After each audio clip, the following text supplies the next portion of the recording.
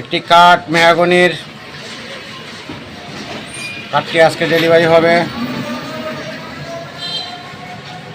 অনেক দিন যাবৎ কাজ কাম করি না, আবার কাজ কাম ধরলাম।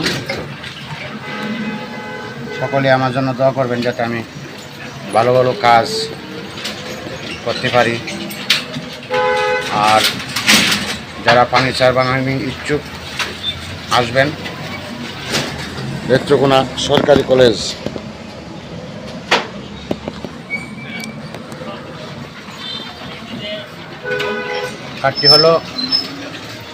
কাঠটি বক্সেই, কিন্তু আইসেটি সেমি বক্স। যার যেই খাটাল মেহগনি আকাশি সকল ধরনের কাঠের কাজ করা হয়। পিছন সাইড